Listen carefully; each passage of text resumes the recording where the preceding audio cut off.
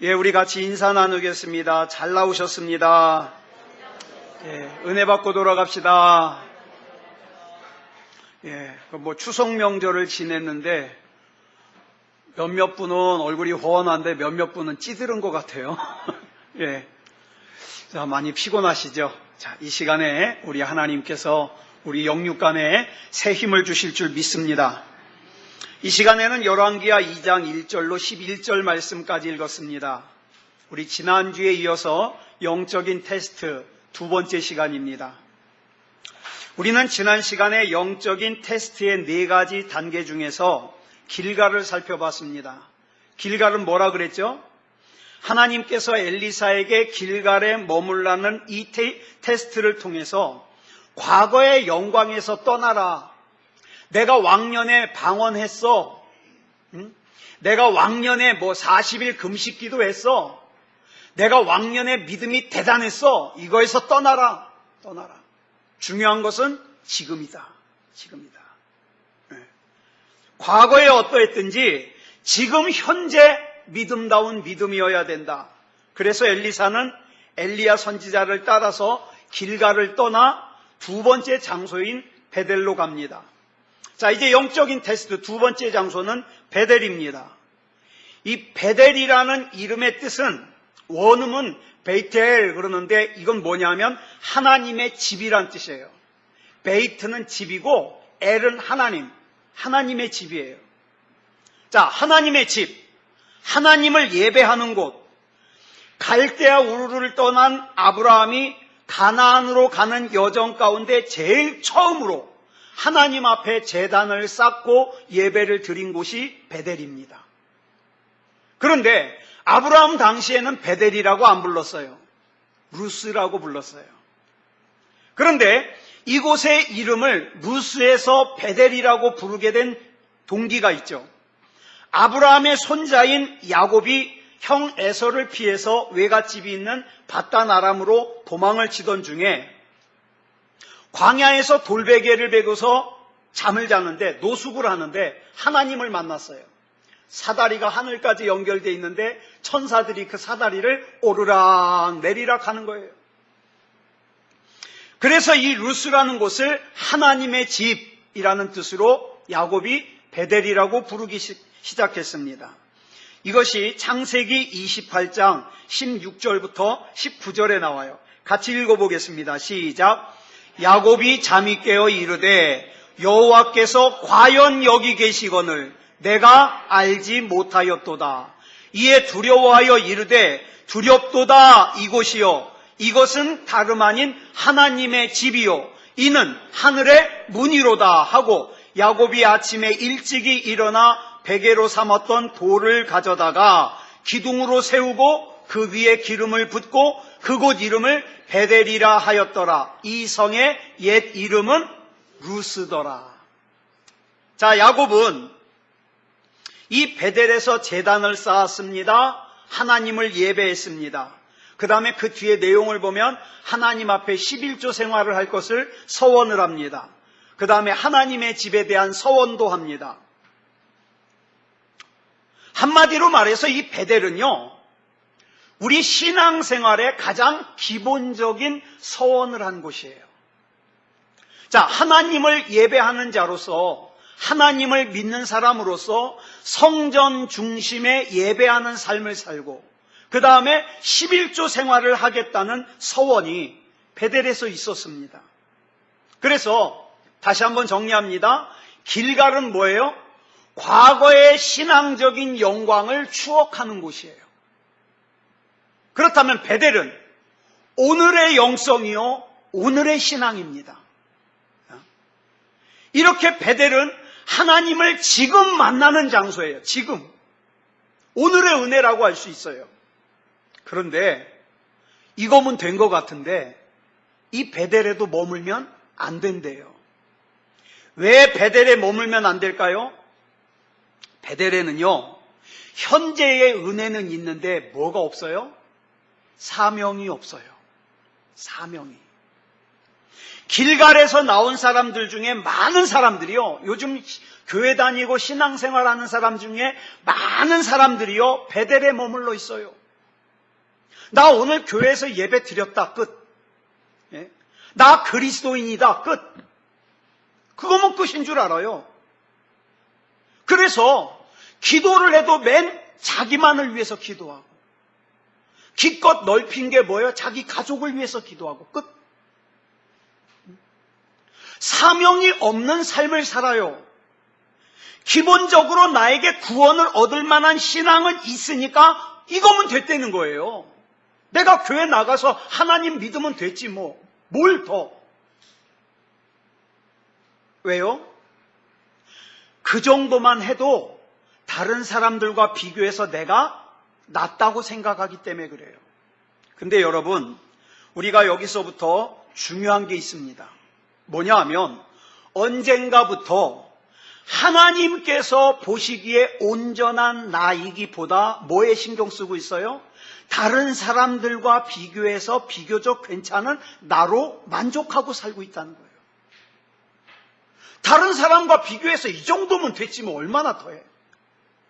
그래서 오늘날 사명이 없는 그리스도인들이 많아요. 엘리야 선지자가 엘리사에게 이 베델에 머물라고 하고 자기는 여리고로 가겠답니다. 근데 이 속뜻은 뭐라고요?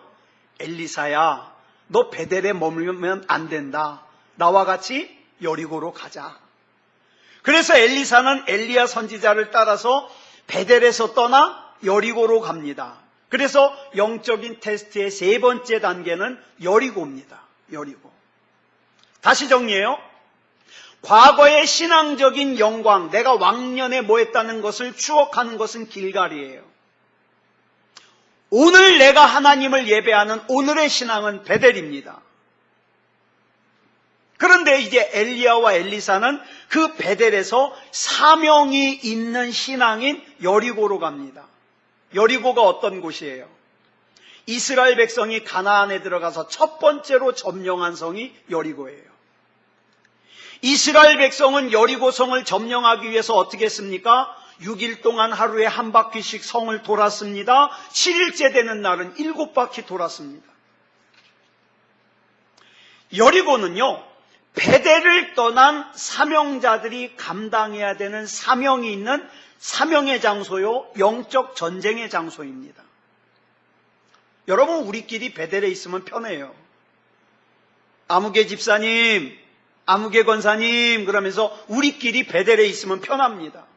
뭐 예배도 은혜롭고 믿음 생활도 문제 없고 뭐 구원의 확신도 있으니까 천국 가는데 별 문제 없을 것 같고. 그래서 엘리야 선지자가 엘리사에게 베델에 머물러 있어라. 왜? 여리고로 가서 사명을 감당하는 것은 결코 쉬운 일이 아니니까. 그래서 사명이 부담스러워서 베델에 머물러 있는 사람들이 많아요. 그러나 하나님께서는 베델을 떠나 여리고로 가기를 원하십니다. 여리고는요, 복음으로 세상을 정복해야 되는 곳이에요. 복음으로. 저와 여러분의 믿음으로 세상을 감동시켜야 되는 곳이에요. 세상이 나에게 뭘 해주기를 기다리지 말고 하나님께서 저와 여러분에게 주신 믿음으로 세상을 감동시켜야 되는 곳이에요. 이게 쉬워요? 어려워요. 요한복음 17장 18절을 보면요, 예수님께서 제자들을 위해서 기도하시면서 이렇게 기도하셔요. 같이 읽겠습니다. 시작. 아버지께서 나를 세상에 보내신 것 같이 나도 그들을 세상에 보내었고. 여러분, 저와 여러분은 예수님께서 보내신 사람입니다. 여러분, 전주라는 곳에 가보면은 깡통교회라는 별명을 가진 교회가 있어요. 이 안디옥 교회인데 전주 안디옥 교회예요. 근데 별명이 깡통교회예요. 이 교회의 교회 표어가 뭔지 아십니까? 불편하게 삽시다예요. 불편하게 삽시다. 우리 성전이 이렇게 생겼어도 불편하게 삽시다. 우리 교회 차가 없어도 불편하게 삽시다. 우리 교회 시설이 열악해도 불편하게 삽시다. 왜 불편하게 살까요? 이 교회는요, 교회 재정의 60% 이상을 선교비로 쓰는 교회입니다. 그러다 보니까 성전을 건축할 생각을 못해요. 그래서 성전을 건축하지 않고, 여러분 이게 뭐냐면 옛날에 비행기 경납고로 쓰던 곳이에요. 비행기 알죠? 저 안에 비행기 싹 들어가서 보관해 놓는 비행기 경납고로 사용하던 곳을 예배당으로 바꾼 곳이에요. 근데 이 겉에서 보면 이 모양이 꼭 뭐냐면 깡통을 반으로 잘라가지고 엎어놓은 것 같다. 그래서 별명이 깡통교회예요. 제가 신학교 다닐 때 이 교회가요, 대단한 감동을 줬습니다. 근데 이 교회 목회자가 바뀌었어요. 원래 목사님이 은퇴하시고 후임 목사님이 오셨는데 변질이 되고 있어요. 가슴 아픈 일이죠. 변질이 되고 있어요. 사랑하는 여러분, 내가 편하게 살려고 하면요, 신앙은 자라지 않습니다. 여러분 자기 자신 한번 돌아보세요. 내가 부담 없이 살고 편하게 살려고 그러면요, 신앙이 자라지 않아요. 신앙이. 왜요? 예수님을 제대로 믿으려면요, 절대로 육체가 편할 수 없기 때문에 그래요. 마귀가 새벽기도 내놓으라 그러면 새벽기도 내주고, 마귀가 금요일 기도에 내달라 그러면 금요 기도에 내주고, 마귀가 수요일 저녁 예배 내달라 그러면 수요일 저녁 예배 내주고, 마귀가 나중엔 주일 예배도 내달라 그러면 주일 예배 내주고, 마귀가 달라는 대로 다 내주면 몸은 진짜 편합니다. 사명도 그래요. 조금만 힘들면 마귀에게 내주고, 조금만 불편해도 마귀에게 내주면요, 몸은 진짜 편합니다. 그런데 그러면서도 나는 하나님을 믿는다고 하는 사람은 베델에 머물러 있는 사람이에요. 베델에.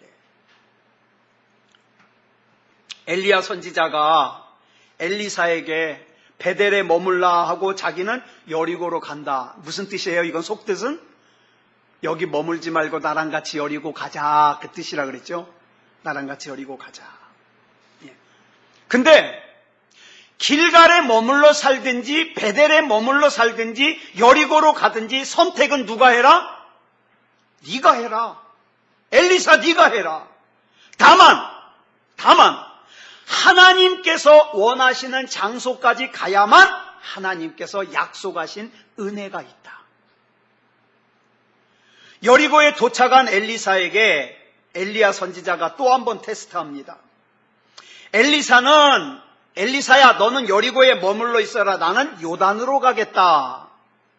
자, 여러분, 여리고에서 사명만 잘 감당해도 얼마나 대단합니까? 그죠? 저는 요즘 세상에 베델 신앙만 가져도 대단한 것 같아요. 하나님 앞에 지금 현재의 믿음. 근데 사명까지 감당하니 얼마나 대단한 거예요. 근데 엘리사를 향한 영적인 테스트 네 번째는요, 요단입니다. 요단. 놀라운 것은 하나님께서는 엘리사에게 가지신 하나님의 뜻이 뭐냐 하면 길갈을 지나 베델을 지나 여리고를 지나 요단에 서기를 원하신다는 거예요. 요단에 서라. 그래서 엘리사가 요단에 섰을 때 비로소 엘리야 선지자가 입었던 두루마기를 입혀주고 일찍이 엘리사가 원했던 대로 엘리야 선지자에게 역사하셨던 성령의 역사가 갑절이나 있게 해주셨어요. 그래서 여러분 성경을 보면요, 엘리야 시대보다 엘리사 시대 때 더 기적이 많아요. 자, 그러면 엘리사가 여리고에서 사명을 감당하는 것도 괜찮은데 왜 굳이 요단까지 가야 했을까? 여러분, 요단이 어디예요? 이스라엘 백성이 가나안으로 들어가기 위해서 마지막으로 건너야 되는 관문이에요. 그죠? 요단을 건너야 가나안이 있습니다. 여러분, 아무리 홍해를 10번 건넜어도 요단을 건너지 않으면 가나안에 못 들어갑니다. 왜요? 홍해는 전에 말씀드렸어요. 홍해는 무엇으로 건너는 곳이다? 은혜로 건너는 곳이다. 홍해는 거듭나지 못했어도요, 은혜로 건너는 곳이에요. 여러분 처음에 애굽에서 이스라엘 백성이 나올 때 거기 이스라엘 백성만 있는 게 아니라 성경에 보니까 잡족들이 다 섞여 있어요. 심지어는 애굽 사람들도 따라왔어요. 그거 아시죠? 그러니 이 사람들의 신앙이 온전하겠어요? 아니요. 근데 하나님이 홍해 갈라주셨어요. 홍해는 은혜로 건너는 곳이에요. 근데 요단은 믿음으로 건너는 곳이에요. 달라요. 홍해와 요단은 달라요. 자, 그러면 이 요단이 주는 의미가 뭐냐? 요단이 주는 의미는 죽음입니다. 여러분, 우리가 장례식 때 많이 부르는 찬송가 606장을 보면 이런 가사가 나오죠. 며칠 후 요단강 건너가 만나리. 요단강은요, 죽음을 상징해요. 자, 그렇다면 예수를 믿는 사람들의 최고의 영성이 뭡니까? 최고의 영성. 죽음의 지배에서 벗어나는 거예요. 사랑하는 여러분, 사람들은 누구나 다 죽어요. 다 죽어요. 저도 죽고 여러분도 죽고 다 죽어요. 근데 이상하죠? 다 죽는데 죽음이라는 얘기만 하면 움츠러들어요. 내 속에는 아직도 세상이 좋아요. 내 속에는 아직도 세상에 길들여져 있어요. 그래서 하나님 말씀을 읽다가도 분명히 이것은 하나님의 말씀임에도 불구하고 아멘하기 불편한 말씀들이 있어요. 그런데 하나님께서는 엘리사를 요단에 세우신 후에야 엘리야 선지자의 후계자로 세우셨고, 엘리야 선지자에게 역사하셨던 성령의 역사의 갑절의 능력이 임했습니다. 즉 진정한 능력은 십자가에서 내가 죽을 때, 십자가에서 나를 내려놓을 때 임하더라 이 말이에요. 저는 신학생 초기 때, 우리 종덕이 같을 때 아주 큰 고민이 있었습니다. 무슨 고민이 있었냐? 저의 선배 목사님들, 선배 전도사님들을 가만히 보니까 죽을 경험을 한번 해야 목회를 크게 하더라고요. 여러분, 우리나라의 기라성 같은 목사님들 다 보세요. 다 폐병, 암, 다 걸렸어요. 그 죽을 뻔했다가 살아가지고 큰 목회 하더라고요. 고민이 되는 거예요. 별 고민 다 하죠? 고민이 되는 거예요. 한번 죽을 경험을 하고 목회를 크게 할 것이냐, 아니면 그런 거 경험하지 않고 작은 목회 할 것이냐, 그거 고민했어요. 고민한 결과 제가 이렇게 기도했습니다. 하나님, 저 작은 목회에도 괜찮으니까 그런 일 겪지 않게 해주십시오. 세상 말로 뭐예요? 조금 먹고 가늘게 싸고 싶은 거예요. 죽을 경험하기 싫은 거예요. 그런데요, 나중에 철이 들고 나니까 왜 죽을 경험을 했던 분들이 목회를 잘하는가 이유를 알게 됐어요. 왜 그러느냐? 죽을 병에 걸리니까 세상의 욕심들이 사라져요. 그죠? 죽음 앞에서 다 별것도 아닌 거예요. 돈도 별것도 아닌 거고, 사람들의 시선도 별것도 아닌 거고, 오직 하나님의 손길, 하나님의 눈만 중요한 거예요. 그래서 하나님만 바라보며 사니까 하나님이 역사하시죠. 근데 사람이요, 또 변해요. 제가 아는 어떤 목사님은 그렇게 죽을 경험을 해가지고 살아가지고 목회를 크게 했어요. 그리고 한동안 목회 잘했어요. 그러고 나니까 살만하잖아요. 마치 바다 위를 걸어가던, 갈릴리 위를 걸어가던 베드로가 처음에 물 위를 잘 걷다가 어떻게 해요? 옆에를 싹 돌아보니까 물에 빠졌던 것처럼 하나님만 바라보고 목회 잘하다가 조금 교회가 커지고 살만해지니까 뭐예요? 스캔들을 일으켜가지고 만신창이가 됐어요. 만신창이가. 여러분은 지금 어느 단계에 머물고 있습니까? 아직도 나의 왕년의 신앙을 자랑하고 있는 길갈에 머물고 있습니까? 나 왕년에 이런 거 경험했어. 아니면 아무런 사명도 없는 상태로 그저 예배만 드리고 기본적인 것만 하면서 신앙생활하는 베델에 머물러 있습니까? 아니면 사명은 있는데 그 사명의 한계를 내가 정해놨어요. 하나님, 이 이상은 안 됩니다. 난 이 사명 감당하다가 죽기는 싫습니다. 내가 사명의 한계를 지정해 놓은 여리고에 있습니까? 아니면 요단까지 하나님과 동행하고 있습니까? 전 솔직하게 고백합니다. 전 아직 요단까지 못 간 것 같아요. 한계를 제가 지정해 놓고 있는 것 같아요. 그래서요, 제가 지정한 그 한계를 자꾸 넘어서잖아요? 그러면 힘들어요.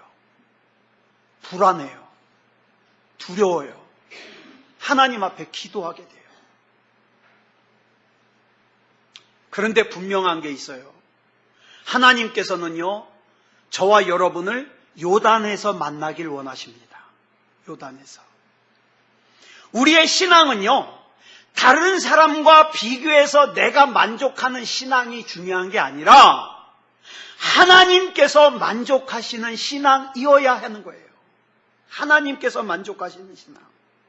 자, 이렇게 요단까지 온 결과가 이제 열왕기하 2장 7절에 나와요.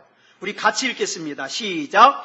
선지자의 제자 50명이 가서 멀리 서서 바라보매 그 두 사람이 요단가에 서 있더니, 자, 지금 엘리야 선지자와 엘리사가 함께 요단가에 서 있는 것을 멀리 서서 바라보는 몇 명? 몇 명? 50명. 이 50명은 엘리사의 동문들이에요. 신학생들이에요. 같은 신학생들. 근데 요단가에 엘리야 선지자와 함께 서 있는 사람은 누구뿐이다? 엘리사뿐이다. 자, 나머지 50명도요, 엘리야 선지자가 곧 머리 위로 하나님께로 엘리야 선지자가 갈 거라는 걸 알고 있어요. 그래서 자기네들이 알고 있는 걸 엘리사에게 설명해줘요. 그죠? 너도 이거 알고 있냐? 엘리야 선생님께서 곧 하나님께로 올라가실 거야. 이거 알고 있냐? 설명해 주잖아요. 다 알고 있어요, 50명도.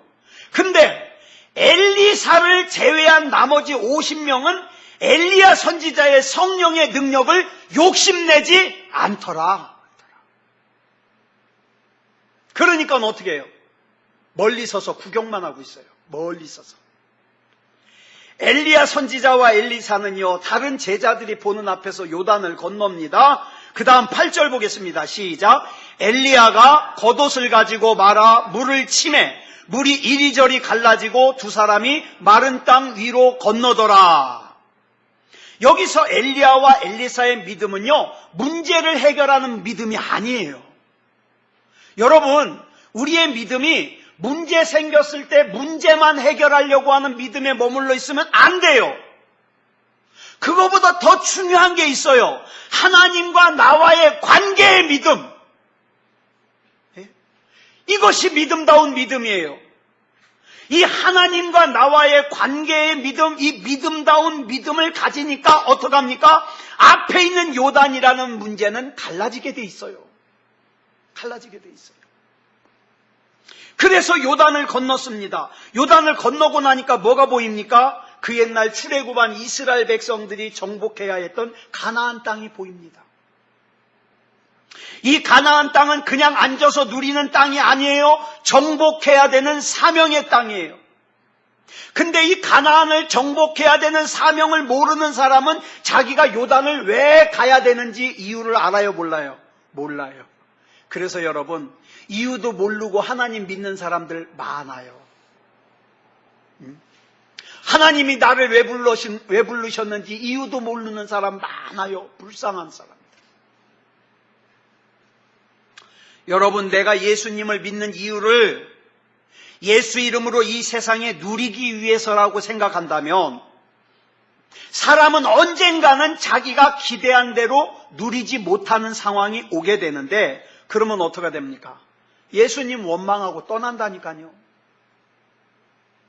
근데 이 사명의 땅인 가나안을 보여주면서 엘리야 선지자가 엘리사에게 이렇게 말합니다. 9절에서 시작. 건너매. 뭘 건너매? 뭘 건너매? 예? 지금 뭘 건넜어요? 지금 뭐 들으셨어요? 뭘 건넜어요? 요단강. 여러분, 저 학창시절하고 비슷한데? 옛날에 그러더라고요. 제 선생, 스승 목사님이 성도는 목사 닮는데요. 저도 학창시절에 이래요. 저는 선생님 뚫어지게 쳐다봐요. 쳐다는 보는데 선생님이 질문하면 몰라요. 예. 뭐 들었냐? 그러면 열심히 듣긴 들었는데 몰라요. 자, 뭘 건너매? 요단강을 건너매. 요단강을 건너매. 우리 계속 읽습니다. 시작. 엘리야가 엘리사에게 이르되 나를 내게서 데려감을 당하기 전에 내가 내게 어떻게 할지를 구하라. 그랬더니 엘리사가 구하는데 뭘 구해요? 시작.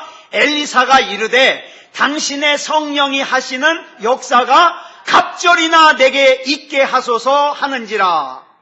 저는요, 이 내용이 여러분 옛날 보셨던 성경책 개역성경 있죠? 개역성경의 번역보다 우리가 지금 보는 개정성경이 훨씬 번역이 잘 됐다고 봐요. 왜냐하면 옛날 개역성경에는 이렇게 돼 있어요. 당신의 영감이 갑절이나 내게 있기를 원하이다. 주체가 뭐예요? 당신, 엘리야예요. 당신의 영감, 당신이 가지고 있는 영감. 근데 개정성경은 당신의 뭐가? 성령이, 주체가 성령이에요. 자, 그러면 엘리사는 왜 성령의 역사를 갑절이나 원했을까요? 자기 스승인 엘리야보다 유명해지고 싶어서? 예? 자기 스승인 엘리야보다 더 높아지고 싶어서? 아니에요. 엘리야 선지자가 사명을 감당했던 때보다 엘리사가 사명을 감당해야 되는 때가 더 세상이 영적으로 어두워졌기 때문에. 예. 여러분, 우리가 사는 이 세상도 앞으로 영적으로 더 좋아지리라고 기대하지 마십시오. 앞으로는 알곡과 가라지가 갈라져야 되기 때문에 여러분, 이 상황보다 더 나빠지면 나빠졌지 좋아지진 않습니다. 진짜 믿음 가진 사람들만 하나님 앞에 남아요. 그래서 우리는요, 우리 부모님이 가졌던 믿음 그대로 가지고 이 세상 살면 안 돼요. 부모님이 가졌던 신앙이 갑절이 우리에게 필요해요. 근데 문제는 뭡니까? 부모님 세대보다 더 영적으로 어두워진 때에 우리가 살면서 부모님 세대보다 성령이 역사하시는 것이 더 줄어드니 믿음다운 믿음을 더 찾아보기가 힘들어지더라. 이게 문제입니다. 그래서 우리는 더 큰 능력을 달라고 기도해야 되고, 더 큰 믿음을 달라고 기도해야 되고, 더 큰 사랑을 달라고 기도해야 됩니다. 자, 그 다음 엘리사가 당신의 성령이 하시는 역사가 갑절이나 내게 있게 하소서라고 요구한 또 하나의 이유가 있어요. 또 하나의 이유가. 첫 번째 이유는 뭐 때문이라고요? 세상이 더 악해지니까. 자, 또 하나의 이유는 엘리야 선지자 때와 똑같은 성령의 역사로는 엘리사가 자신이 없는 거예요. 비슷한 거예요, 내용은. 예? 그런데 이번에는 세상이 문제가 아니라 자기가 문제예요. 내가 내 스승인 엘리야 선지자보다 훨씬 못하기 때문에 똑같은 능력을 가지고는 안 된다 이 말이에요. 안 된다. 요단까지는 엘리야 선지자가 함께 와서 어떻게 왔지만 엘리야 선지자가 떠나고 나면 엘리사 혼자는 자신이 없다는 거예요. 감당해야 될 사명 앞에서 나의 부족함을 느끼는 것은 중요합니다. 여러분, 저와 여러분의 가족을 감당함에 있어서 나 자신의 부족함을 느끼는 건 중요합니다. 왜? 이 부족함을 느끼는 사람만이 어떻게 합니까? 하나님 앞에 우리 가족을 위해서 기도합니다. 나의 부족함을 느끼는 사람만이 하나님 앞에 내 자녀를 위해서 기도합니다. 나의 부족함을 느끼는 사람만이 하나님 앞에 교회를 위해서 기도합니다.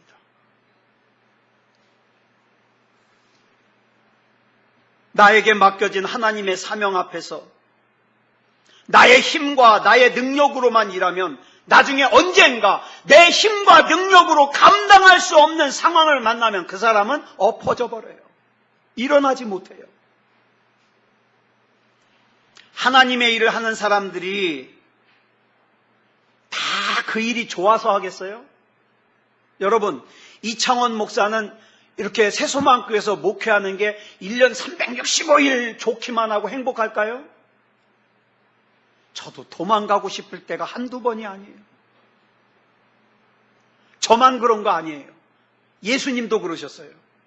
예수님도 십자가 앞두고 어떻게 해요? 도망가고 싶어 하셨어요.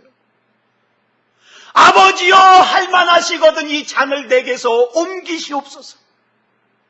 여러분 맡으신 사명 감당하는 거 항상 좋아서 하시는 거 아니잖아요. 자기의 약함을 아는 사람이 어떡합니까? 하나님의 능력을 구합니다. 그래서 이 엘리사의 요구에 엘리야 선지자가 본문 10절에서 뭐라 그래요? 네가 어려운 일을 구하는도다. 네가 어려운 일을 구하는도다. 왜요? 이 능력은 엘리야가 주는 거예요? 하나님이 주시는 거예요? 하나님이 주시는 거예요. 여러분, 저와 여러분 질병을 치유하는 것도 뭐 어떤 목사가 주는 거 아니에요. 하나님이 주시는 거예요. 저와 여러분의 삶을 이길 수 있는 능력도 하나님이 주시는 거예요. 하나님이.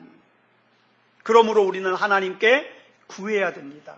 주여, 갑절의 은혜를 주시옵소서. 주여, 갑절의 능력을 주시옵소서. 주시옵소서. 자, 본문 10절 우리 같이 읽어보겠습니다. 시작. 내가 어려운 일을 구하는도다. 그러나 나를 내게서 데려가시는 것을 내가 보면 그 일이 내게 이루어지려니와 그렇지 아니하면 이루어지지 아니하리라. 엘리야 선지자를 하나님께서 데려가시는 걸 보려면 어떻게 해야 됩니까? 어디까지 가야 돼요? 어디까지 가야 돼요? 요단 끝까지 따라가야 돼요. 여러분, 하나님의 기적을 경험하고 싶으십니까? 요단 끝까지 가야 됩니다. 하나님의 능력을 경험하고 싶으십니까? 요단 끝까지 가야 됩니다. 여러분의 가정이 하나님 앞에 특별하게 쓰임받고 싶으십니까? 요단 끝까지 가야 됩니다. 내 자녀가 하나님의 손에 굳게 붙잡힌 바다 쓰임받는 걸 보고 싶습니까? 요단 끝까지 가야 됩니다. 요단 끝까지. 요단 끝까지는 가지도 않고 길갈에 머물러 있으면서 베델에 머물러 있으면서 하나님 이게 뭡니까? 내가 그렇게 교회 열심히 다녔는데 이게 뭡니까? 요단까지 가야 된다니까요. 요단까지 가야. 자, 말씀을 정리하겠습니다. 사랑하는 여러분, 사람에게 보이려고 신앙생활하는 거 아닙니다. 내 중심을 보시는 하나님께서 저와 여러분을 위해서 요단에서 준비하고 계십니다. 네. 엘리야에게 주셨던 성령의 능력의 갑절을 준비하고 계십니다. 그 엘리사의 사역에 그 놀라운 일들이 일어날 것을 준비하고 기다리십니다. 우리는 요단까지 가기만 하면 됩니다. 믿음다운 믿음이면 됩니다. 교회 다니는 거 말고요. 하나님이 나를 고치실 수 있음을 믿고, 하나님이 우리 가정의 역사하심을 믿고, 하나님이 우리 자녀를 사용하실 걸 믿고 요단까지 가면 됩니다. 나머지는 하나님이 책임지십니다.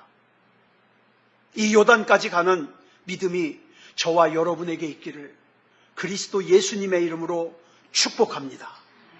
기도하겠습니다. 사랑의 하나님, 은혜를 감사합니다. 하나님의 은혜 가운데 인도해 주셔서 우리가 하나님이 믿어지게 하시고 길가를 지나 베델을 지나 여리고를 지나 요단을 향하여 갈 수 있게 해주시니 감사합니다. 중간에 이런 이유 저런 이유로 멈추는 사람 없게 하여 주시옵소서. 특히나 우리 주님의 몸된 새소망교회 안에 교회만 다니는 사람 없게 하여 주시옵소서. 하나님이 믿어지게 하시고 하나님의 능력이 믿어지게 하시고 내 힘과 내 능력이 아닌 하나님이 공급해 주시는 능력으로 승리할 수 있음을 믿는 믿음의 자녀들이게 하여 주시옵소서. 사랑의 아버지 하나님, 우리 하나님께서 끝까지 동행하여 주셔서 하나님의 뜻에 맞게 사용하여 주시고 정말 우리 새소망교회 한 사람도 빠짐없이 구원받을 만한 믿음이게 하시고 우리 하나님께서 맡겨주신 귀한 사명을 잘 감당하는 하나님의 사람이게 하여 주시옵소서. 모든 것을 우리 주님 앞에 맡겨드리오며 그리스도 예수님의 이름으로 간절히 기도드렸사옵나이다. 아멘.